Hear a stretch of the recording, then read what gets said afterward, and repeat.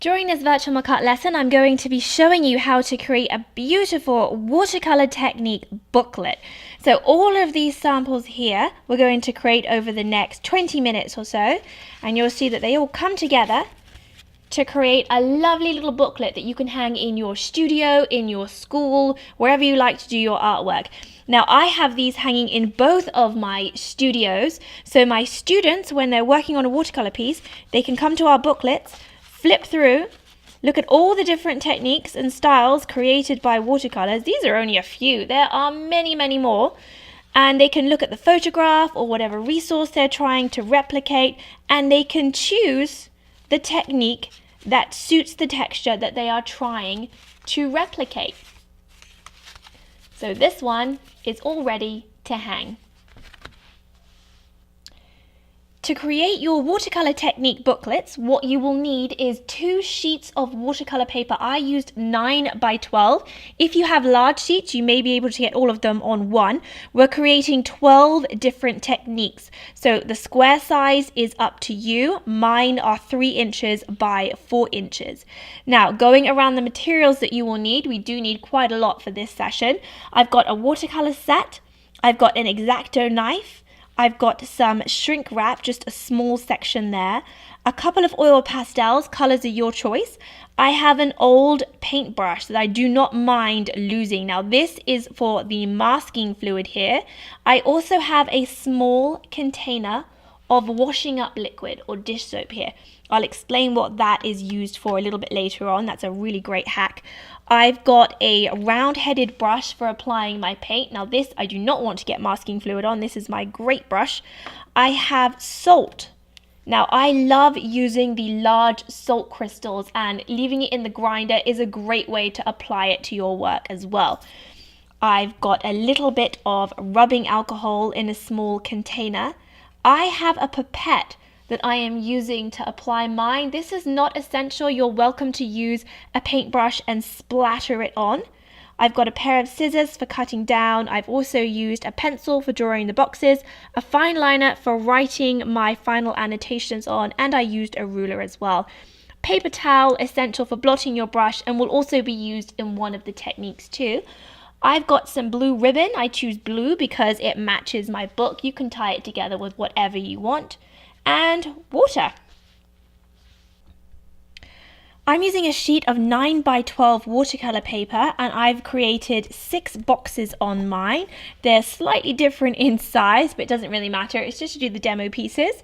Now I'm going to use my round-headed paintbrush, and I've made small annotations underneath so I know what technique I'm going to be doing in each one. I'll finalize the annotations later. So first one over here, we're going to do a wet on wet technique. So for this, I'm picking up a little bit of water. You don't need too much. When you do this technique, you really don't need to oversaturate your paper. And what's nice about this technique is it's great for learning how to control your paint. So where I'm adding the water in this box, the paint will not travel any further than that water. So I'm going to go in and pick up a little bit of blue.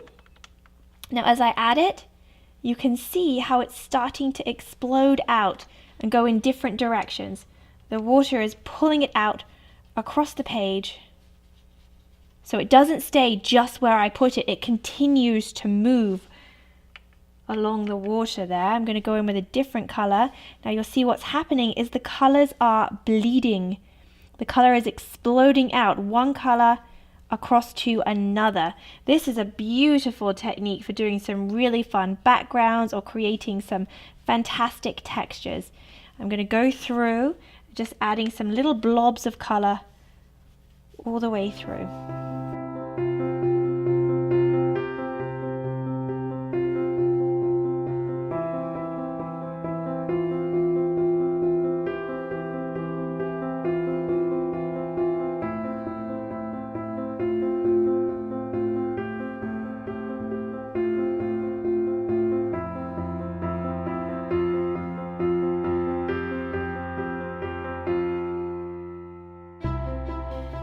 So there we have our wet on wet technique. Now we're moving across into the next box, which is wet on dry. So this time I am not going to add a layer of water down on my paper first. I'm going to go straight into a little bit of paint Now, if you watch this time as I'm sweeping my brush over, the paint is going exactly where I put it. You can see even some little tooth marks of the paper underneath where it's scoring across the surface there. So with this technique, you can see I've got much more control over where my paint is going. I'm getting some real scratchy lines there.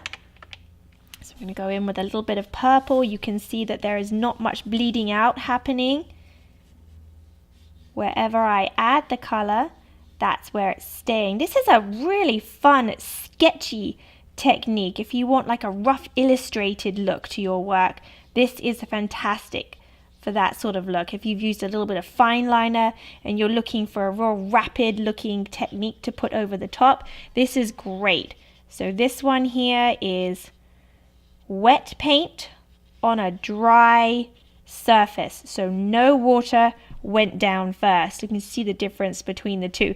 This one's still moving by itself. The colors are still bleeding together, whereas this one, the color is much stronger and you can see the brush strokes going through it. Now into my next one, I'm going to do a watercolor wash. Now ideally flat-headed brushes are great for watercolor washes. I'm using a round-headed brush here. I'm just doing a quick demo. So I'm going to start with, again, blue. I'm using the same colors all the way through my examples. And I'm going to sweep my brush from one side to the other, and you can see as I come down, the color runs out on my brush and it starts to gently fade back into the paper. Now what I can also do is start on the opposite side using a second color. So I've got a beautiful transition from the dark blue down to the light blue. What does that look like? A sky, a beautiful sky. That's a really lovely sky to do. But you can also, here I've got the tip of my brush facing the outside edge. I can also work back up the way until I meet that color. Oops. And allow the two colors to gently bleed together. So I've got that wet on wet technique going on in the center. So here I've got a really basic watercolor wash using steady controlled brush strokes. Now the next technique has got to be one of my favorites. We're going to do a splatter on a wet surface. So just like we did here, I'm going to start by gently wetting the surface of the paper. Again, doesn't need to be oversaturated, just a little bit. Remember, the paint will not travel any further than where your water is, unless I completely miss the box and splatter it elsewhere. Now I'm going to start with just a little bit of blue. I need to loosen up my paint so it can fly off my brush. If my paint's too dry, it's going to stick to the brush. Now all I'm going to do is gently tap the surface of my brush to get the paint to fly off it. And there you can see when the paint hits the surface, it's not staying in one spot, it's exploding into little stars, little crystal patterns there. Now I'm going to go in and add a second color. Let's go for that beautiful purple shade again. I think I need a tiny bit more water to loosen it up. And here we go. Add a little bit of purple through there as well, and see how those colors react to one another. So they're bleeding together, they're starting to explode into one another and bleed out a little bit. That's beautiful. Now I'm going to move into my next square, which is a splatter on a dry surface. So exactly the same technique, but with no water down first. So let's see what we end up with. I'm going to start with my purple this time. Here we go. Okay, this time when the paint hits the surface, it's not going anywhere. It is staying exactly where it lands, so it's giving me a much more dramatic looking splatter. This really does look like a paint splatter. A little bit of blue over the top as well.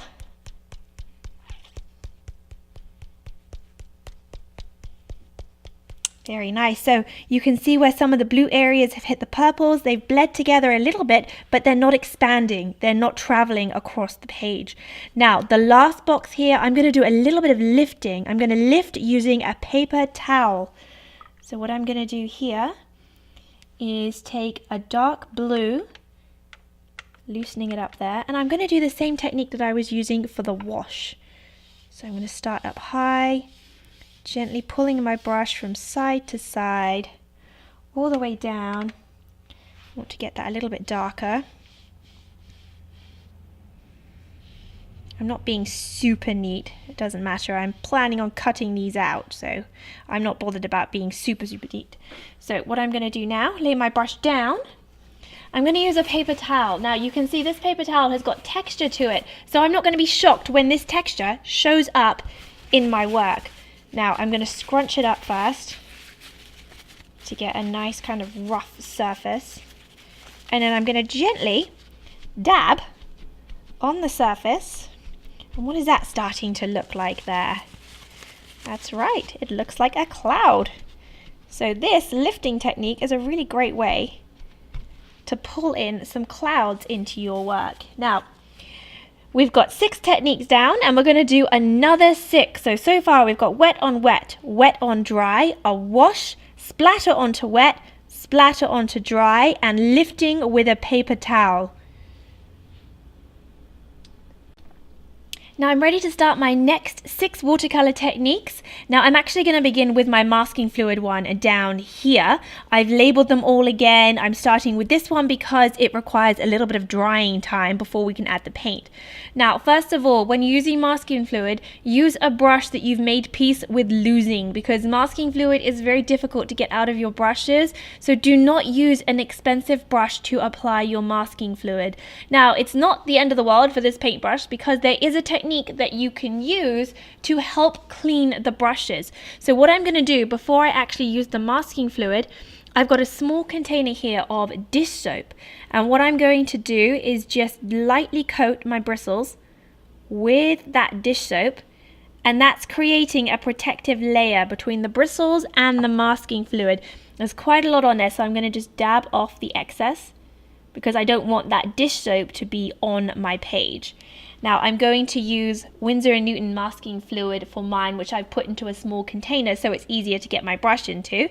This is one that will dry, you add your watercolor, and then you can rub off the surface when it is dry. So what I'm going to do in my masking fluid section is, let's just go ahead and paint a few little shapes down here.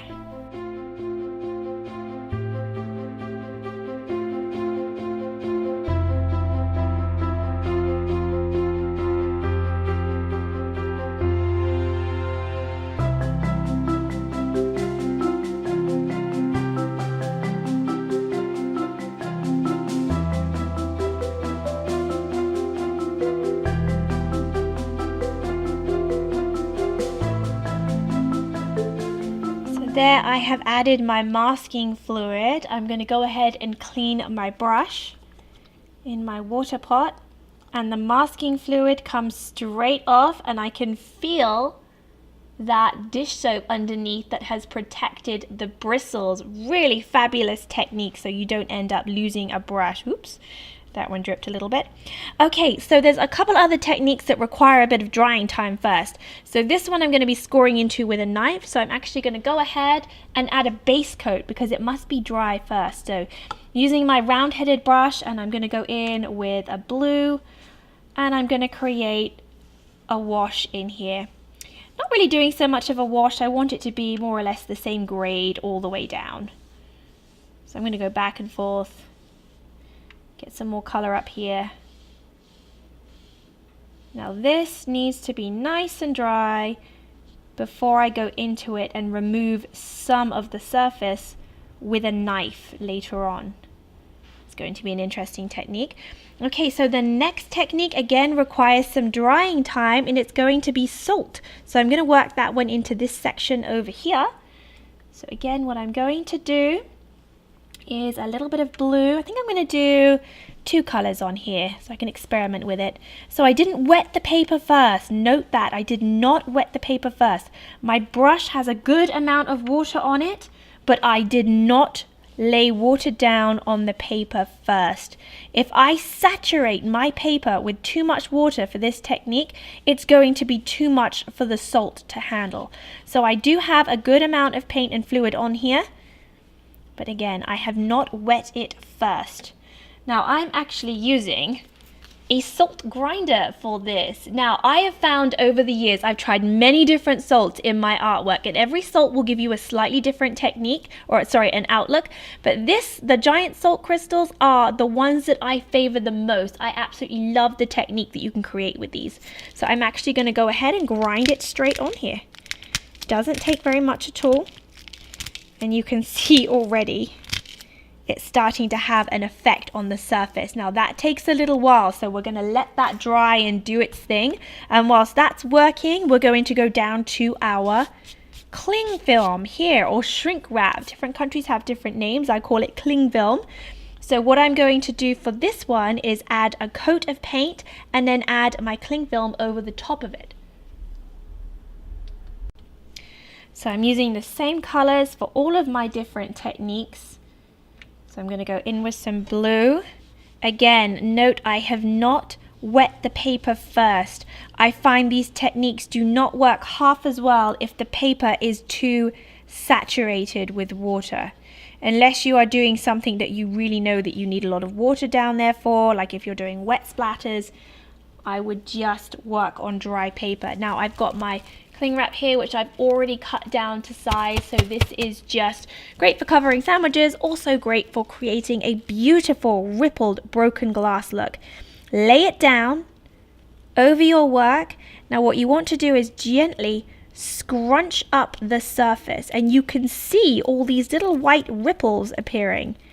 So as the cling wrap bubbles up, you're getting those little white lines. Now you've got some time before this starts to dry. So take your time pushing it around and create the pattern that you want. Now this is a fantastic broken glass look. It also creates the beautiful kind of icy look on a lake. I have one of our virtual McArt classes is some koi fish, and I've used this technique over the top, and it looks as though the koi fish are swimming underneath a frozen lake. It's absolutely beautiful. Highly recommend giving this one a go. Now I'm going to let all these ones dry, and I'm going to work into my wax resist next. So wax resist, we need a waxy material to begin with. You can use normal crayons. I've got a couple of oil pastels here. So let's have a play around with the white first. I'm going to lay down some little swirls. And I'm going to do the same with yellow, just to experiment with another color and see how that looks. Okay, now I'm going to again use the same colors, so I'm sticking with the purple and blue for mine. And again, I'm not adding water first. Let's take the brush over. Lovely, you see that wax pop through. So the wax really adheres to the surface, so that color cannot get underneath. The watercolor cannot get down there.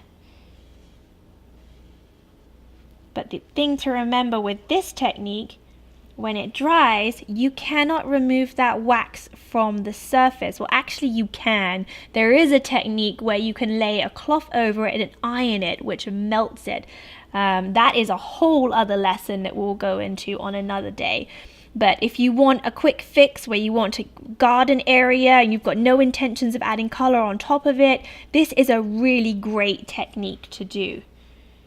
Let's just fill that right into the sides.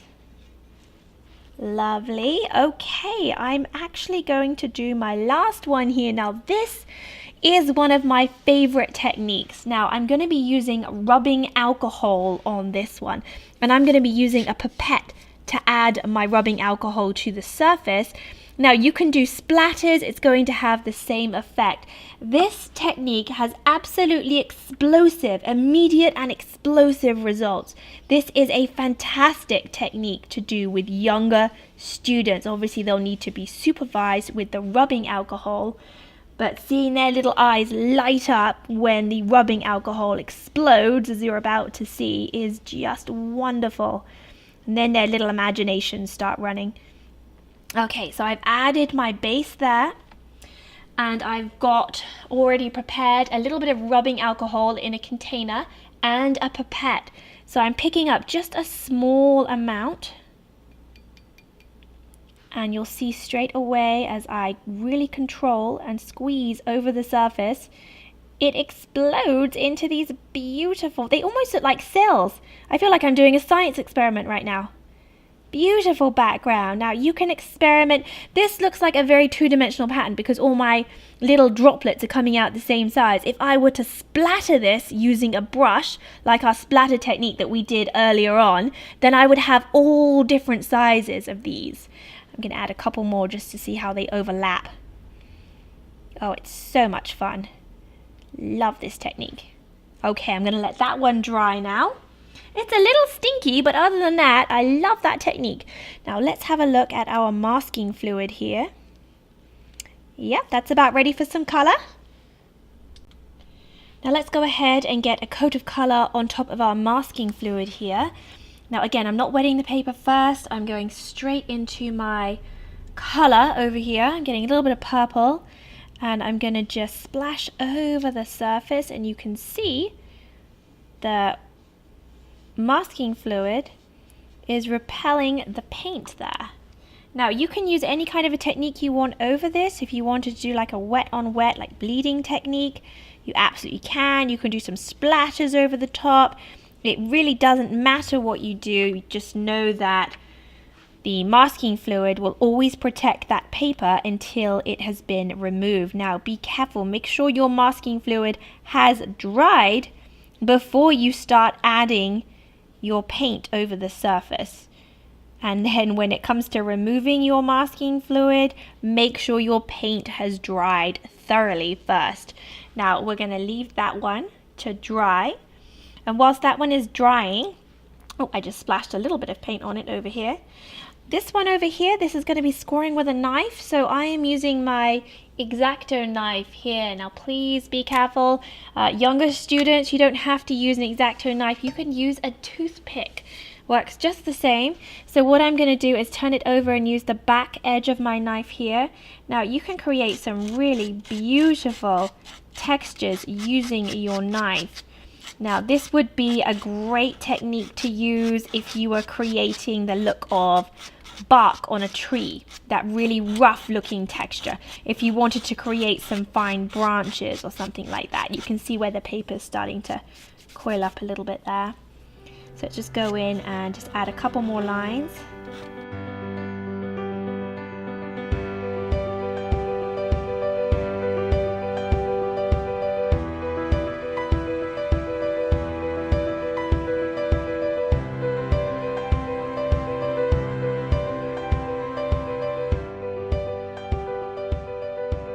So there you can see I've done a couple different areas. I've got some thicker lines where I've really worked into the surface, and some much finer lines as well.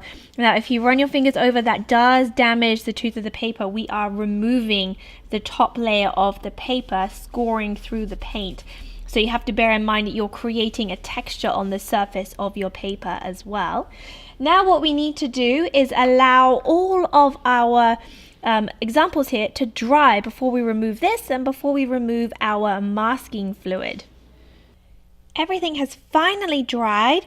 I went through and just tapped with my finger to make sure it has dried before I go in and start removing things. So I'm going to start with my masking fluid here.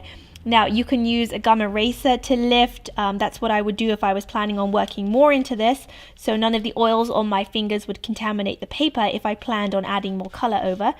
This is just to see what the technique looks like, so I'm just going to use my finger to gently rub it away off the surface, and you can see how I've got some beautiful, brilliant white spots underneath,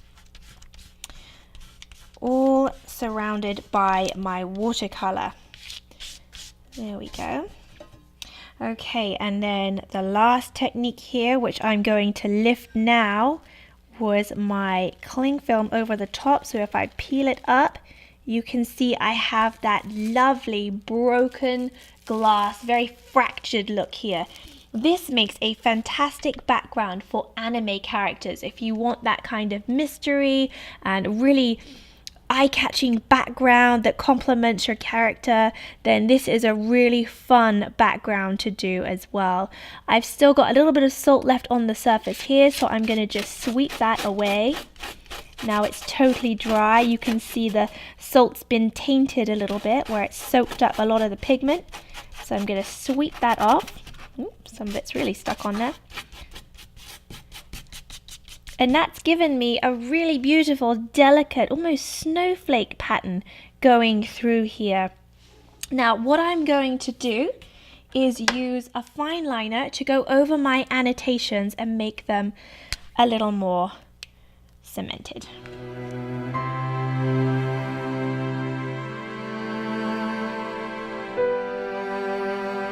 Now I've added all of my annotations. What I need to do is start cutting these out. Now I'm going to make these into a little booklet. So I'll always have my watercolor techniques on hand. Now you can see I've already prepared this one. I've done all of my annotations. This one's perfectly dry as well. So I've got all of my watercolor techniques here ready to put together. Now the first thing I need to do is use my scissors, and I'm going to chop them out neatly. So where I've been a little bit scruffy around the edges, I'm going to tidy that up to make a nice booklet.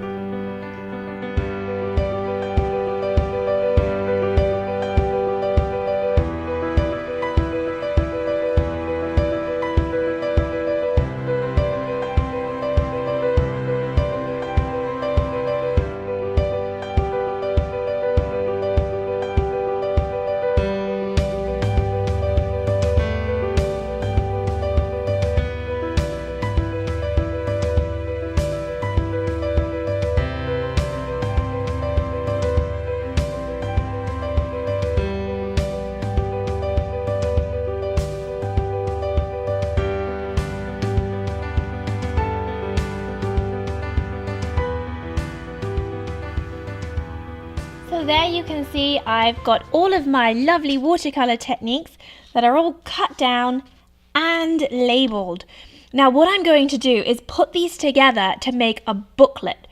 Now when I have students come into my studio who are experimenting with watercolors and they're working from, say, a photograph, it's good for them to be able to see all the different watercolor techniques so they can start to figure out what textures they're trying to replicate and what techniques would best suit them.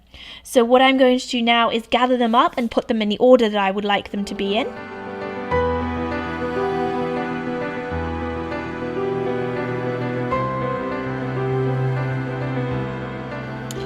Now I'm happy with the order that they're in. They've made quite a chunky little booklet, so I need to break them down so I can use a hole punch. So I'm going to do them in sets of 3 so I can put some little holes into the corners. So here is my hole punch. Let's tap them all down so they're all the same level.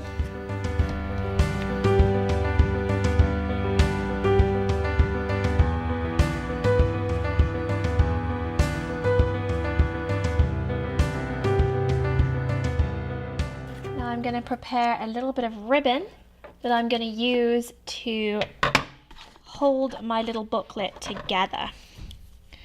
So I'm going to use my scissors to cut just a small section. And now I can start threading my booklet together.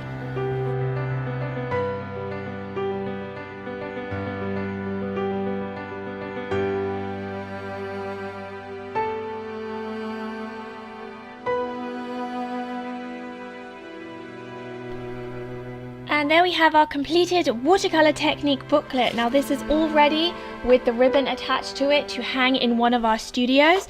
Now when my students are working on a watercolor piece and they're trying to plan ahead, they can refer to the booklet, they can look at the textures that they're trying to replicate and have a look at the different techniques and choose for themselves what would make an interesting surface texture.